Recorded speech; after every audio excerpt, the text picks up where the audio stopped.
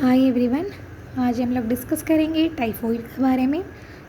Typhoid is also known as enteric fever. Typhoid का दूसरा नाम है एंटेरिक फीवर। ठीक है, एंटेरिक फीवर भी बोलता है टाइफॉइड को। और इसका पॉजिटिव एजेंट है साल्मोनेला टाइफी। और साल्मोनेला टाइफी एक ग्राम नेगेटिव बैसिलाई है, वो ही कॉज करता है टाइफॉइड को। ठीक है, उसका पॉजिटिव एजेंट है salmonella typhi, gram negative bacilli है। और तो कैसे हम लोग का ये कोर्स हो रहा है? It is due to the injection of contaminated food and water.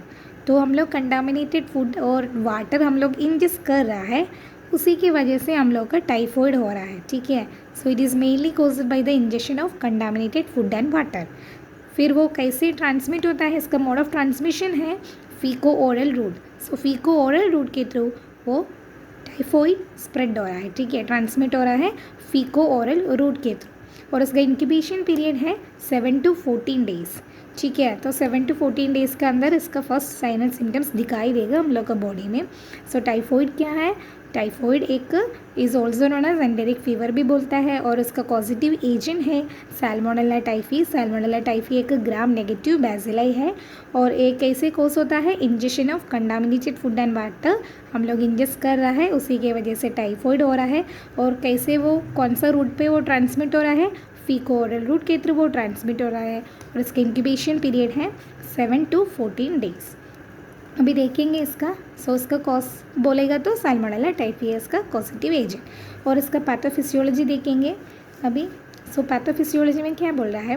पहले ड्यू टू एटियोलॉजिकल फैक्टर, ठीक है, वही है हम लोग का साल्मोनेला टाइफी, वही है कोज करता है हम लोग का टाइफॉइड फीवर को। साल्मोनेला का टाइफॉइड वो बैक्टीरिया क्या करता है? Bacteria pass through the intestinal mucosa. Salmonella typhi bacteria वो इंटेस्टाइनल म्यूकोसा के थ्रू पास हो रहा है। उसके बाद वो कहाँ जा रहा है? लिम्फोइड टिश्यू में जाके उधर मल्टीप्लाई कर रहा है। ठीक है, उधर रिप्लिकेट कर रहा है। ठीक है, बैक्टीरिया पहले इंटेस्टाइनल म्यूकोसा के थ्रू पास हो गया, फिर लिम्फोइड टिश्यू में जाके वो मल्टीप्लाई हो रहा है, स्प्रेड हो रहा है। फिर वो क्या लीड करता है? बैक्टीरियमिया को लीड करता है। बैक्टीरियमिया का मतलब क्या है? Bacteria enter into the blood stream. Okay, that is bacteraemia. Blood stream में पूरा बैक्टीरिया स्प्रेड हो गया, बैक्टीरिया एंटर किया। फिर वो कहाँ जा रहा है? वो स्प्रेड कर रहा है लिवर में, स्प्लीन में और बोन मैरो में भी वो स्प्रेड हो रहा है। ठीक है, बैक्टीरिया। फिर वो क्या करता है? Intestinal inflammation. इंटेस्टाइन में क्या हो रहा है? इन्फ्लेमेशन हो रहा है। हम लोग को पता है कोई भी इन्फेक्शन हम लोग का बॉडी में होगा तो तुरंत हम लोग का इम्यून सिस्टम रिस्पॉन्ड करेगा, एक्टिव करेगा, इन्फ्लेमेटरी मीडिएटर्स रिलीज़ करेगा, उसी के वजह से इन्फ्लेमेशन हो रहा है। तो इंटेस्टाइनल इन्फ्लेमेशन हो गया, फिर उधर अल्सरेशन होगा, उसके बाद साइन एंड सिम्टम्स हम लोग का बॉडी में दिखाई देगा। ठीक है, तो पहले क्या हो रहा है? ड्यू टू एटियोलॉजिकल फैक्टर्स की वजह से बैक्टीरिया वो इंटेस्टाइनल म्यूकोसा के थ्रू पास हो रहा है, फिर लिम्फोइड टिश्यू में जाके वो मल्टीप्लाई किया, स्प्रेड किया, फिर वो direct enter into the blood stream, that is bacteraemia cause कर रहा है। ठीक है, उसके बाद वो कहाँ स्प्रेड हो रहा है? लिवर में, स्प्लीन में, बोन मैरो में जाके स्प्रेड हो रहा है। फिर हम लोग इम्यून सिस्टम एक्टिव हो गया, इन्फ्लेमेटरी मीडिएटर्स रिलीज करेगा, उसके बाद क्या कोज करेगा? उधर इन्फ्लेमेशन होगा इंटेस्टाइनल में, फिर उधर जाके अल्सरेशन, अल्सर्स फॉर्म हो जाएगा, and it shows sign and symptoms. तो यही है इसका पैथोफिजियोलॉजी टाइफॉइड फीवर का। अभी हम लोग देखेंगे इसका क्या क्या साइन एंड सिम्टम्स क्या क्या है। ठीक है, तो क्या क्या साइन एंड सिम्टम्स दिखाई देगा हम लोग का बॉडी में अगर टाइफॉइड फीवर होगा तो लास्टिंग फीवर होगा। ठीक है, वो 104 डिग्री सेल्सियस, ठीक है, 104 डिग्री सेल्सियस फीवर हो जाएगा, और चिल्स भी होगा, और स्टमक में पेन होगा, मजिल एक होगा, हेड एक होगा, और कॉन्स्टिपेशन और लूज स्टूल हो जाएगा, और टायर्डनेस भी हो जाएगा। ठीक है, ये सारा साइन एंड सिम्टम्स दिखाई देगा हम लोग का बॉडी में। लास्टिंग फीवर, स्टमक पेन, मजिल एक, हेड एक, कॉन्स्टिपेशन और लूज स्टूल एंड टायर्डनेस हो जाएगा हम लोग का बॉडी में दिखाई देगा। अभी इसका कैसे हम लोग फाइंड आउट करेगा? क्या क्या डायग्नोस्टिक इवैल्यूएशन में हम लोग क्या क्या करेगा? पहले हम लोग हिस्ट्री कलेक्ट करेगा, तो इसका हिस्ट्री में कब से ये हो रहा है ये सारा डिटेल हम लोग चेक करेगा। उसके बाद हम लोग फिज़िकल एग्जामिनेशन करेगा। फिजिकल एग्जामिनेशन में हम लोग इसमें रेड स्पॉट है क्या, abdominal पेन और हेपाटोस्प्लीनोमेगाली है क्या वो देखिएगा, और ब्रैडिकार्डिया भी देखिएगा फिजिकल एग्जामिनेशन में, ठीक है। और हिस्ट्री कलेक्शन में ट्रैवल हिस्ट्री भी हम लोग चेक करेगा। फिर हम लोग कलेक्ट करेगा सीबीसी किसके लिए कर रहा है, complete blood count to rule out the infection. So infection की वजह से हो रहा है ना, तो इन्फेक्शन को रूल आउट करने के लिए सीबीसी कर रहा है, तो उसी में पता चलेगा उसमें इन्फेक्शन इन्फ्लेमेशन हो रहा है तो डब्ल्यूबीसी का लेवल इंक्रीज़ हो जाएगा। सो डब्ल्यूबीसी इंक्रीज़ रहेगा सीबीसी में। सो उसको रूल आउट करने के लिए हम लोग सीबीसी चेक करेगा।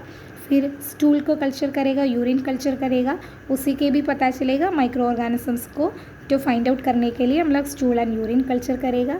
और पीसीआर टेस्ट करेगा, पॉलीमरेज चेन रिएक्शन करेगा, ठीक है। उसमें आरएनए और डीएनए और पैथोजन का आरएनए और डीएनए का फाइंड आउट करने के लिए हम लोग पीसीआर भी करता है। और वाइडल टेस्ट एक एंटीबॉडी टेस्ट है। इसमें हम लोग क्या करता है, एंटीबॉडी को डिटेक्ट करता है। लाइक अगर टाइफॉइड फीवर होगा तो सैल्मोनेला टाइफी जो कोस करता है टाइफॉइड फीवर, तो उसका एगेनिस्ट एंटीबॉडी हम लोग का बॉडी में प्रोड्यूस हो जाएगा, तो वो एंटीबॉडी डिटेक्ट करेगा वाइडल टेस्ट में। अगर एंटीबॉडी प्रेजेंट है विच मीन्स हम लोग का टाइफॉइड फीवर हुआ है, इसलिए हम लोग मेन वाइडल टेस्ट भी हम लोग टाइफॉइड फीवर को डिटेक्ट करने के लिए करता है, ठीक है। सो डायग्नोस्टिक इवैल्यूएशन में हिस्ट्री कलेक्ट करेगा और फिजिकल एग्जामिनेशन करेगा, सीबीसी करेगा, स्टूल एंड यूरिन कल्चर करेगा और PCR test and Widal test भी करेगा। अभी देखेंगे इसका कैसे हम लोग मैनेज करेगा। सो मैनेज करने के लिए पहले बोला तो ये बैक्टीरियल इन्फेक्शन की वजह से हम लोग का क्या हो रहा है, टाइफॉइड फीवर हो रहा है, तो उसका एगेनिस्ट हम लोग का एंटीबायोटिक्स दे सकता है, लाइक सेफ्रियाक्सोन दे सकता है, ठीक है, बैक्टीरियल इन्फेक्शन के लिए उसको प्रिवेंट करने के लिए। और एंटीपायरेटिक्स तो हम लोग साइन एंड सिम्टम्स में देखा था हम लोग का फीवर एंड चिल्स भी हो रहा है, तो फीवर को कम करने के लिए, ठीक है, तो हम लोग क्या देता है, एंटीपायरेटिक्स देता है, पैरासीटामोल देता है एंटीपायरेटिक्स में। और फ्लूइड एंड इलेक्ट्रोलाइट थेरेपी, तो इसमें हम लोग के क्या हो रहा है, हम लोग बोला था साइन एंड सिम्टम्स में वाटर स्टूल भी हो जाएगा, तो हम लोग का फ्लूइड बॉडी में नहीं होगा। सो फ्लूइड एंड इलेक्ट्रोलाइट का इम्बैलेंस होगा बॉडी में, इसके लिए हम लोग फ्लूइड एंड इलेक्ट्रोलाइट थेरेपी भी दे सकता है। इसमें हम लोग आईवी फ्लूइड्स वगैरह हम लोग प्रोवाइड करेगा। फिर सपोर्टिव थेरेपी है, सपोर्टिव थेरेपी में हम लोग का फीवर के लिए हम लोग टेपिड स्पॉन्ज भी दे सकता है। और न्यूट्रिशनल मैनेजमेंट, अगर उसका कुछ भी खा नहीं सकता, वो न्यूट्रिशनल इम्बैलेंस है उसका बॉडी में, हम लोग उसके लिए एक न्यूट्रिशनल डाइट भी दे सकता है, ठीक है। तो कैसे हम लोग मैनेज करेगा, एंटीबायोटिक्स दे सकता है बैक्टीरियल इन्फेक्शन के लिए, और फीवर के लिए हम लोग एंटीपायरेटिक्स दे सकता है, और फ्लूइड एंड इलेक्ट्रोलाइट इम्बैलेंस के लिए हम लोग फ्लूइड एंड इलेक्ट्रोलाइट थेरेपी भी दे सकता है आईवी में, और सपोर्टिव थेरेपी टेपिड स्पॉन्ज भी दे सकता है फीवर में।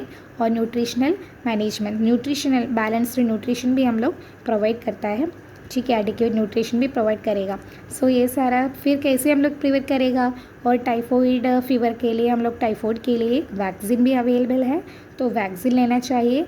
और गुड हाइजीन हम लोग मेंटेन करना चाहिए, जैसे फिर कंटामिनेटेड फूड एंड वाटर हम लोग नहीं खाना चाहिए, ठीक है। हम लोग का मेन चीज़ adequate rest, adequate hydration maintain करना चाहिए, और क्या करना है, एडिक्वेट न्यूट्रिशन ये सब रखना चाहिए। और इसके लिए वैक्सीन नहीं लिया तो वैक्सीन भी लेना चाहिए।